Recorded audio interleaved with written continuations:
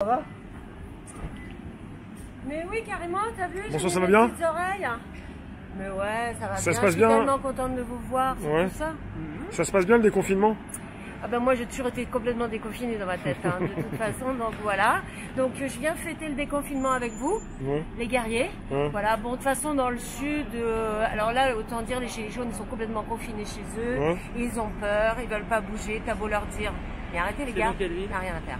J'étais vers Béziers, par là, Montpellier, des petites villes. T'es parti rapidement te confiner ou ça date de quand ton départ? Ah bah moi on je peut suis savoir? partie le lendemain du jour du confinement. Je m'attendais pas du tout à ça, faut le dire. D'ailleurs, si je m'étais attendue à ça, Ouais. j'aurais fait des trucs. Parce que je crois qu'on a tous été pris par surprise. Ouais. Et on se fera pas baiser une deuxième fois comme ça. Mais là, cette fois-ci, je dois dire que on vient de se prendre une raclée. Des fois, on gagne des batailles, mais celle-là, on l'a perdue, mais à date couture. Donc je viens remotiver les troupes, dire bon bah cette fois-ci, là c'est la nôtre, hein. Et puis ça suffit, parce que là ça va être mon mot d'ordre. Hashtag ça suffit maintenant. Ouais. Voilà. Et pourquoi tu reviens un peu comme il y avait beaucoup de monde dans le train parce qu'il y a du monde qui rentre, il y a du monde qui rentre en ce moment. Ce qu'il y a, c'est que les gens qui ont leur prison dans leur tête, ils pensent qu'on peut pas bouger avant le 11. Ouais. En vérité, il y a eu des trains tout le temps. Il y C'est avait 2 vrai. trains par jour. Ouais. Mais bien sûr, la prison, elle est dans notre tête. Ouais. Si tu pouvais traverser la ville, bon, après ça, tu pouvais aussi écrire un truc qui n'était pas ta bonne adresse sur ton adresse pour te faciliter le truc. Mais en réalité, ils ont vachement joué sur la capacité de tout le monde à s'auto-verrouiller, à s'auto-mettre la peur, à s'auto-dire « Ah, mais si j'ai pas le droit, je vais pas le faire ». En moralité, bah, là, d'habitude, dans le Ouigo, je dois galérer pour trouver 2 places pour pouvoir m'allonger. Mais là, tout le monde s'allongeait, quoi.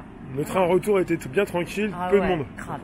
Déjà à l'aller, il n'y avait personne non plus, vrai parce que t'es déjà le confinement, ça y est, on peut plus bouger de chez eux. Mais qu'est-ce qui se passe? t'es parti, tu voulais prendre des vacances, tu t'es dit, est-ce que tu t'es dit, je veux partir de Paris, ça va être compliqué pour Paris ou c'était quoi ton état d'esprit quand t'es parti?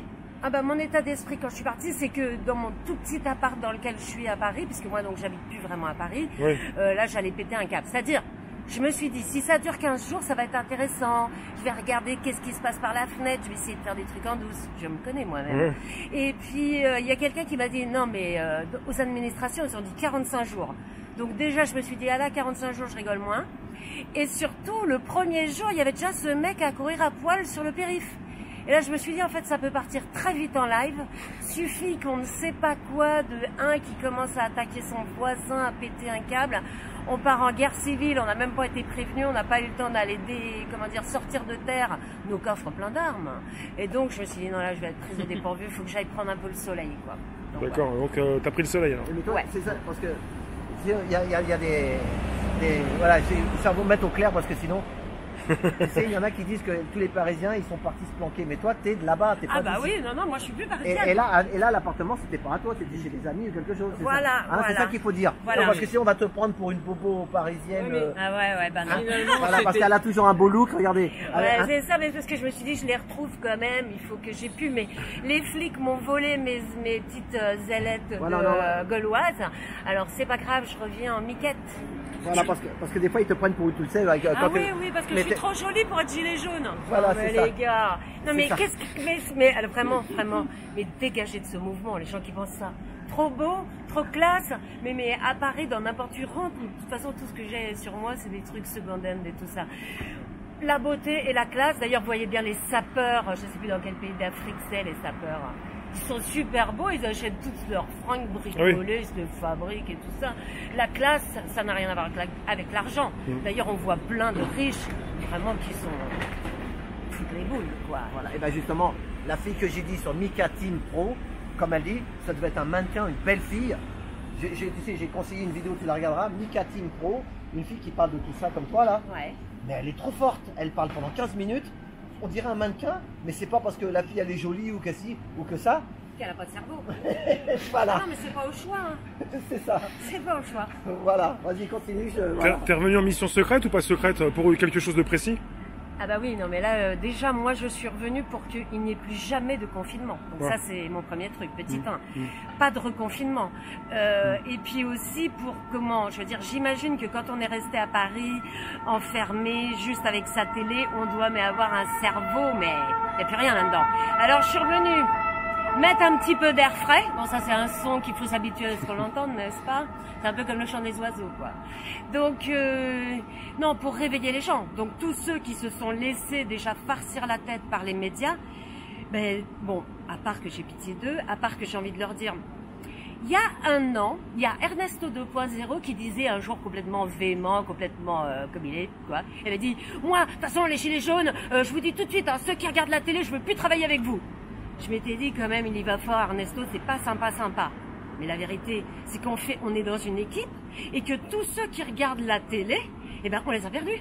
Du jour au lendemain, on leur a dit « Ayez peur !» Et là, il n'y avait plus personne, ils étaient en train de se pisser dessus, tout le monde est rentré chez lui, s'est mis un masque, s'est imaginé, à se dire « Putain, est-ce que mon voisin, est-ce que ma voisine, non, moi je sors plus !» Se mettre du gel, j'ai vu des gens, bon, c'était pas des gilets jaunes, c'était des pauvres femmes qui ont dû, mais les pauvres, quoi, je dis, qui avaient leur gel dans leur poche, à chaque fois qu'elles sortaient leur carte bleue, elles se relavaient les mains, enfin les pauvres. Voilà. Donc je suis venue vous dire, ils nous ont eu cette manche-là, mais nous, c'est nous l'autre. Hein. Et puis, ça suffit maintenant. Donc, il y a plusieurs messages. Le premier message, évidemment, pas de reconfinement. Tout ça, le confinement va nous avoir tué beaucoup plus de gens que cette grippe, dont certains veulent pas qu'on dise que c'est une grippette, mais enfin moi je ne sais pas. Le spécialiste de tout ça, c'est quand même Didier Raoult, hein, qui a dit que c'était une grippe.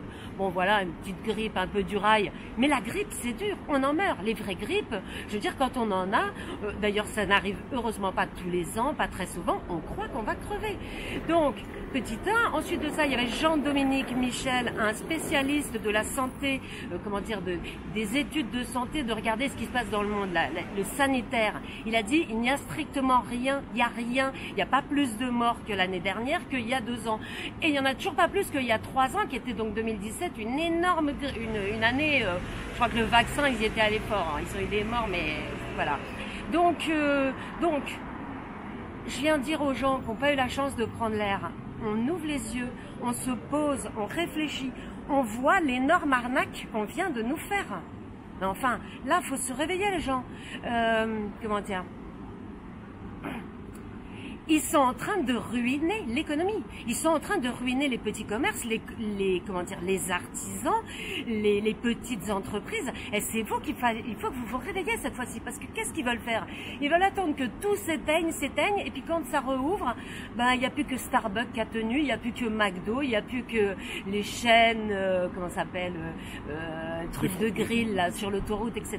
Les franchises. Ça ne sera que ça. Voilà, les franchises. Parce que ce qu'ils veulent derrière, bon, ça, j'en avais déjà parlé à l'acte 70. Le projet de tout ça, c'est de vous faire peur au point que vous suppliez pour avoir un vaccin. Le vaccin contre une maladie saisonnière, c'est inutile. Pourquoi ? Parce que le temps qui fabrique le vaccin, le virus a tellement muté qu'on se vaccine avec le virus de l'année d'avant.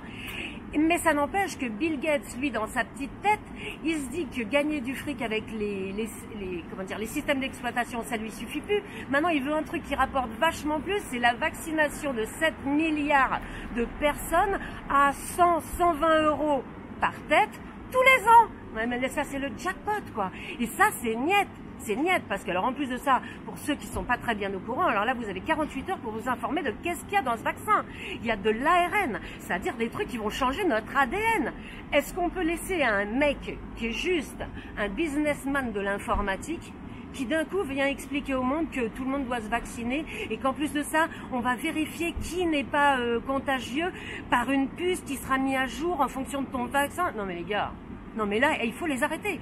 Je ne sais plus combien de semaines, j'avais fait un panneau en disant le problème c'est que ce monde est tenu par des psychopathes et qu'il faut qu'on en change. Mais c'est urgentissime. Ces psychopathes vont nous tuer. Là, ils vont commencer par nous, nous pucer, et puis tous les ans à nous rajouter une dose de ceci, cela, à nous trafiquer l'ADN, et puis on est des zombies dans 10 ans. Et de toute façon, c'est ce qui est prévu. Donc maintenant, on se réveille.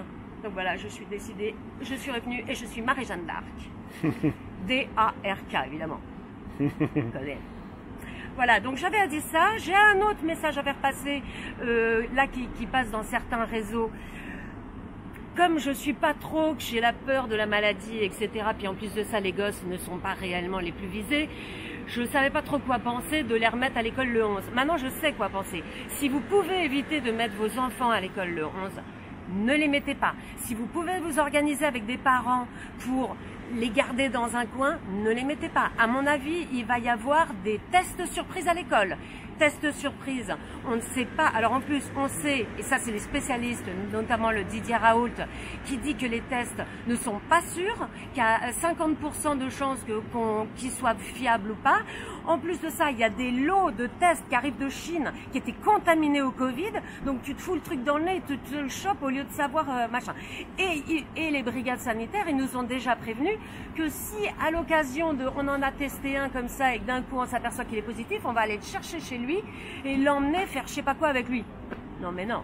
Non là je dois dire qu'il y a un moment, on se réveille. T'es contre les tests, tu vas pas te faire tester? Non. Les tests, si le test il était 100% fiable, je dirais bah ok, on y va, etc. Là, les spécialistes, et en plus de ça, non seulement qu'ils sont pas fiables, mais en plus de ça, ils ne sont pas spécifiques. C'est-à-dire qu'ils te disent en gros que tu as une inflammation. Ah oui, on a des milliers de raisons d'avoir des inflammations. Donc tu veux dire que tu peux te tester Covid+, alors que tu n'as pas le Covid, quoi? Exactement. Et c'est exactement comme les tests du sida. C'est le même. C'est-à-dire que tu t'étais testé, et ben ta vie était absolument ruinée si tu t'apercevais que tu l'avais, alors que tu refaisais le test 15 jours plus tard dans un autre pays ou dans d'autres circonstances en disant pas, je sais pas, tu avais une vie de dingue, et ben hop, tu l'avais plus. Et ta vie, entre-temps, elle était ruinée ou pas, etc. Tu t'avais pris de la ZT et tout ça. Donc non. Et puis c'est surtout que ceux qui seront testés sont potentiellement enlevables chez eux à n'importe quelle heure. Ils nous ont déjà prévenus, les anges gardiens. Je crois pas. Moi personnellement, c'est pas l'idée que je me fais d'un ange gardien.